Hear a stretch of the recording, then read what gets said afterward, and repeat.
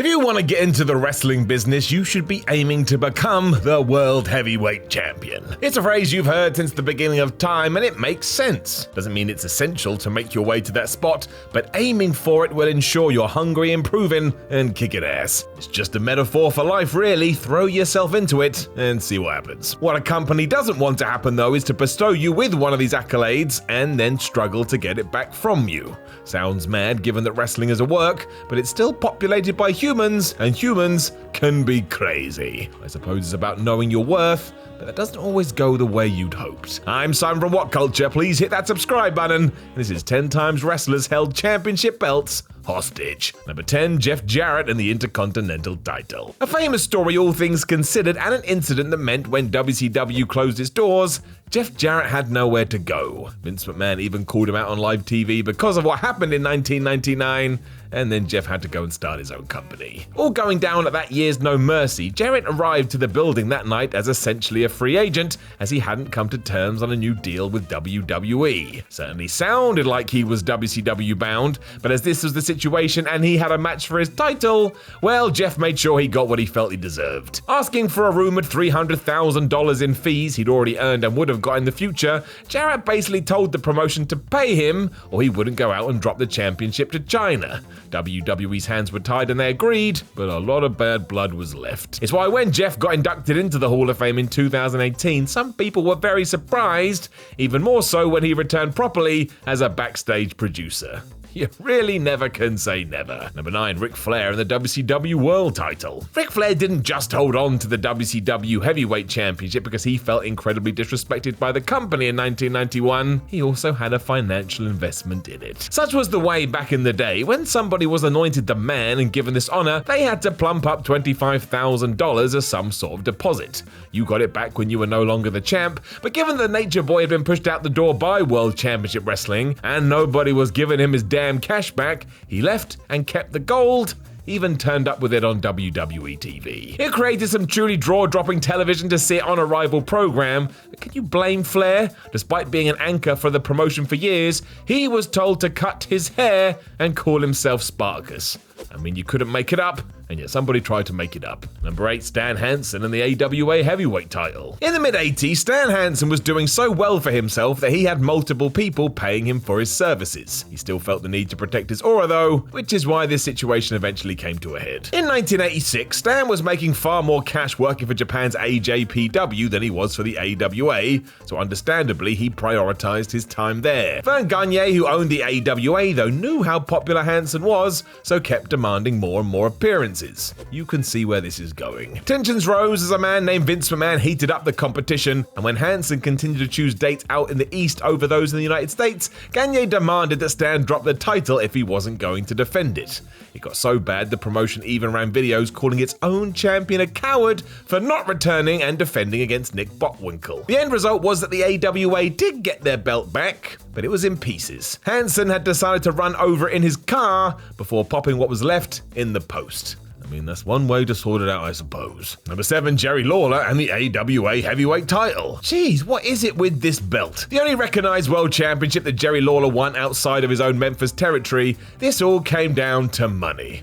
Doesn't it always? As all of the non-WWF territories came together to run Super Clash 3 to try and stop Vince McMahon's dominance, the idea was to do inter-promotional matches to get fans excited. One of the main events would be the then AWA champion Jerry Lawler taking on world-class champion Kerry Von Erich, and even though Lawler retained after referee stoppage, problems were around the corner. This was meant to unify the titles before Vern Gagne changed his mind, and as Jerry felt like he hadn't been paid what he'd been promised, he refused to drop the AWA championship, even though he and his business partner Jerry Jarrett were about to purchase World Class. So messy. The AWA would fold eventually, and as the king still had that prize, he would just use it for years, depending where he wrestled. Wrestling in the past was nuts. And really, it's nuts now. Number 6, Mike Awesome and the ECW World title. A lot of people in ECW didn't get paid. It's a long old tale at this stage, and it wound a lot of individuals up, and one of these was Mike Awesome. He was the world champion when all of this started to go bad, so you could understand that he was tempted by an offer from WCW who would actually send him his money. Despite falling ratings, it was still a bigger stage, so Awesome decided this is where he should head. Fans saw him as the villain, but there was another issue when he debuted on World Championship Wrestling, and that's that he was still the ECW champion. I mean, he didn't have the belt or anything, but we all knew, how the hell could he drop it if he'd already left? As it turned out, things were about to get really odd, and how this got signed off, I don't know. But it did finish when WCW contracted wrestler Mike Awesome lost the title to WWE contracted wrestler Taz on an ECW show before the latter lost it to Tommy Dreamer. That sounds far harder than it needed to be. Number 5, ALUNDRA, BLAYZE, and the WWE Women's title. Another famous incident which really lit a fire under the WWF versus WCW feud. In December 1995, the former ALUNDRA BLAYZE, who had been renamed Medusa, turned up on Nitro and dropped the WWF Women's title in the bin. Ruh-roh. This obviously caused a stir, but really it was a Vince McMahon decision which sparked this. In the mid-90s, he had decided to do away with his women's division, as well as the champion, leaving Medusa in possession of the title. When she asked Eric Bischoff what she should do with it, his first thought was to throw it in the trash, so she did. It was great for the audience at the time as things were really heating up, but I think if Medusa could have turned back the clock, she may have done all this differently. Number 4, Hulk Hogan and the WWE title. Who knows what the hell happened here? After Hulk Hogan decided he didn't want to wrestle anymore, he returned to wrestling and told Vince McMahon that he should be the champion again, given all the success they'd had before he agreed, leading to Yokozuna's 3-second reign at WrestleMania 9. Hogan also had dates in Japan around this point and took the WWF Championship with him to NJPW, and then made a huge mistake, or at least he did for future relations with McMahon. While trying to hype up his match for the IWGP title, Hulk referred to the WWF version as a trinket and a toy.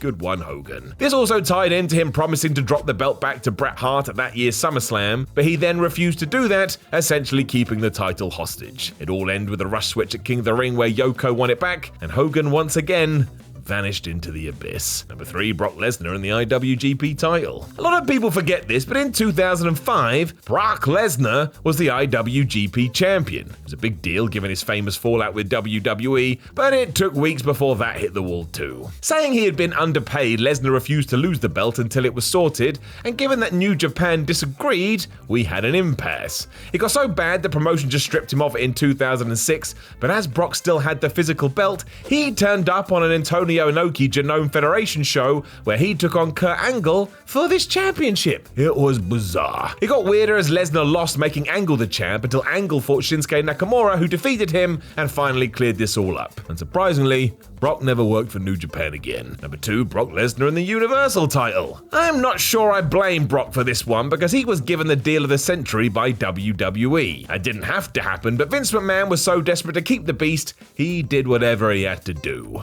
That meant during reigns in 2017 and 2019 with the Universal Championship, which was essentially a new belt, that title kinda didn't exist. It was handled okay until WrestleMania 34, but when Brock beat Roman Reigns despite everything pointing to the contrary, it was too much. It was even harder to take as WWE only took this path as they were worried about Reigns being booed, which begs the question why the match was made to begin with. It caused such a stir, Lesnar threw the belt at McMahon when he got backstage, and whether that was for future documentary footage or not, it became the talk of the town. These days things are much better, but just go and find any chatter from these times about the Universal Championship online.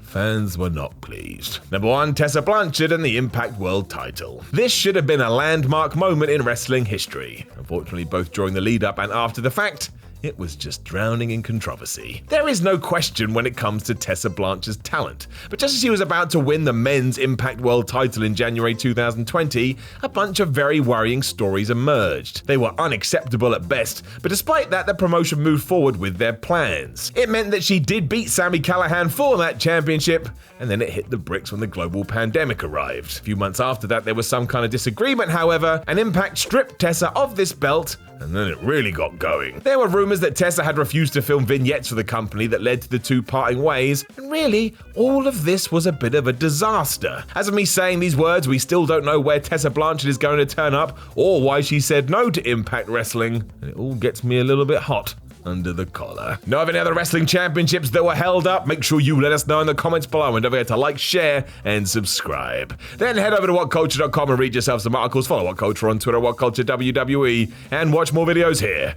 on What Culture Wrestling. My name is Simon from What Culture. I love talking to you, and hopefully I'll do that again soon.